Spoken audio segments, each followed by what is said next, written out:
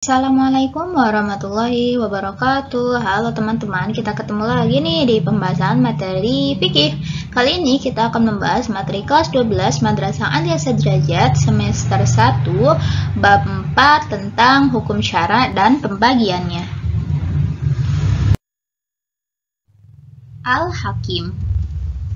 Para ulama sependapat bahwa sumber hukum syariat bagi semua perbuatan mukallaf adalah Allah. Hukum-hukum ini diberikan Allah ada kalanya secara langsung berupa nas-nas yang diwahyukan kepada Rasul-Nya, dan ada kalanya dengan perantara petunjuk yang diberikan kepada ulama mujtahid untuk mengistimbatkan hukum terhadap perbuatan mukallaf dengan bantuan dalil-dalil dan tanda-tanda yang disyariatkan.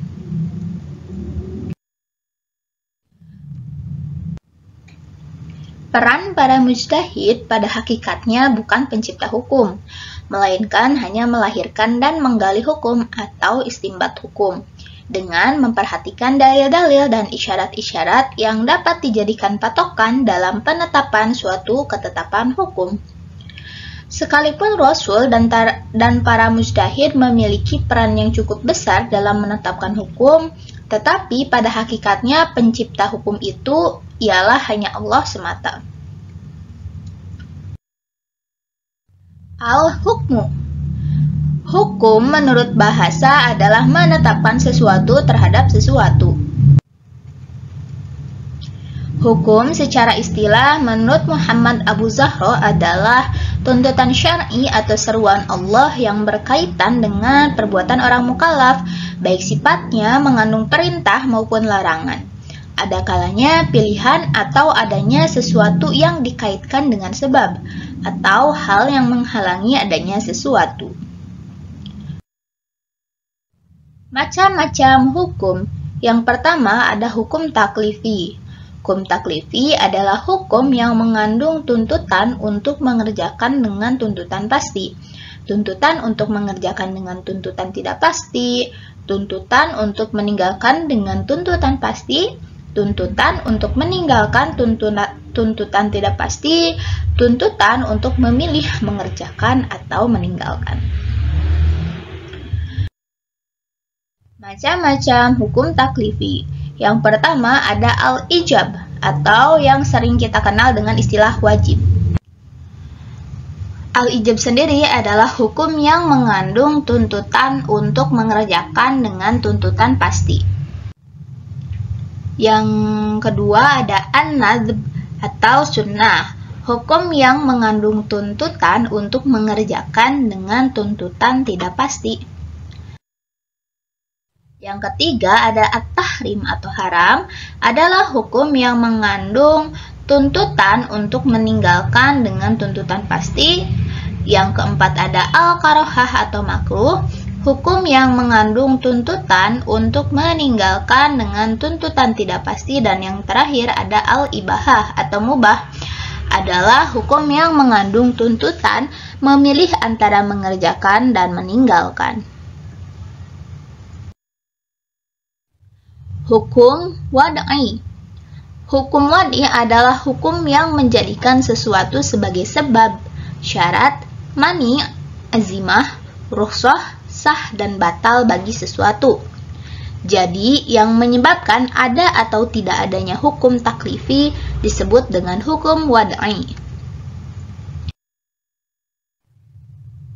Macam-macam hukum wad'i. Yang pertama ada sebab. Ulama usul mendefinisikan sebab adalah sifat zahir, tetap dan menetapkan suatu hukum karena syariat mengaitkan sebab dengan sifat.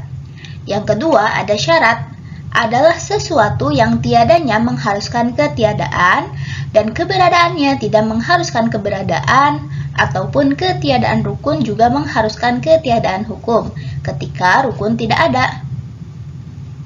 Syarat ada dua macam, yang pertama ada syarat wajib dan yang kedua ada syarat sah. Macam-macam hukum wad'i yang selanjutnya adalah mani atau penghalang. adalah sifat zohir yang pasti, yang menghalangi tetapnya hukum atau dengan istilah lain sesuatu yang mengharuskan tidak adanya hukum atau batalnya sebab. Adapun macam-macam mani ada dua, yang pertama ada mani terhadap hukum dan yang kedua ada mani terhadap sebab. Selanjutnya ada azimah dan rukhsah. Azimah adalah hukum yang berkaitan dengan perbuatan mukallaf tanpa adanya uzur. Sedangkan rukhsah adalah hukum yang berkaitan dengan sesuatu perbuatan karena adanya uzur sebagai pengecualian dari azimah. Sah dan batal. Sah dan batal adalah sesuatu yang dituntut oleh Allah dari para mukallaf berupa perbuatan dan apa yang ditetapkannya untuk mereka berupa syarat dan sebab. Apabila mukallaf melaksanakannya, terkadang menghukuminya sah dan terkadang menghukuminya tidak sah, sebab dan syarat tersebut. Mahkum fi. Mahkum fi adalah perbuatan orang mukallaf yang berkaitan dengan hukum syara. Mahkum fi berkaitan dengan realisasi atau implementasi dari hukum taklifi. Mahkum fi atau perbuatan hukum itu akan dapat dilihat realisasinya dalam 5 kategori ketentuan hukum syara, yaitu wajib, sunnah, haram, makruh, dan mubah. Mahkum alaih. Mahkum alaih ialah orang mukallaf yang dibebani hukum syara atau disebut dengan subjek hukum.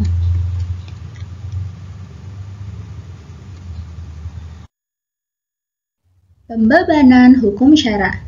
Pelaksanaan pembebanan hukum syara kepada orang mukallaf maka diperlukan 2 syarat sebagai berikut.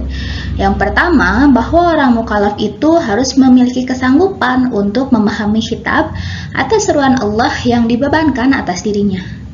Yang kedua, orang mukallaf itu mempunyai kemampuan untuk menerima pembebanan hukum taklif. Selanjutnya, kita akan membahas mengenai hal-hal yang menghalangi kecakapan bertindak atau awarid ahliyah. Awarid ahliyah dapat dibedakan kepada 2 macam, yaitu yang bersifat samawiyah dan kasabiyah. Awarid ahliyah yang bersifat samawiyah atau halangan samawiyah adalah hal-hal yang berada di luar kemampuan dan kehendak manusia. Yang termasuk awadid ahliyah, yang pertama ada keadaan belum dewasa anak-anak, yang kedua gila, yang ketiga kurang akal atau bodoh dan idiot, yang keempat tertidur, yang kelima lupa, yang keenam sakit, yang ketujuh haid, yang kedelapan nifas, dan yang kesembilan wafat. Awarid ahliyah yang bersifat kasabiyah adalah halangan-halangan yang pada dasarnya berasal dari perbuatan atau usaha manusia itu sendiri. Berikut yang termasuk awarid ahliyah yang bersifat kasabiyah. Yang pertama ada boros, yang kedua mabuk karena meminum minuman keras, yang ketiga berpergian, yang keempat lalai, yang kelima bergurau, yang keenam bodoh atau kurang mengetahui, serta yang terakhir terpaksa. Baik, cukup sekian pembahasan kita pada materi kali ini. Semoga bermanfaat. Mohon maaf apabila ada kesalahan. See you and thank you. Don't forget like, comment, and subscribe. Wassalamualaikum warahmatullahi wabarakatuh.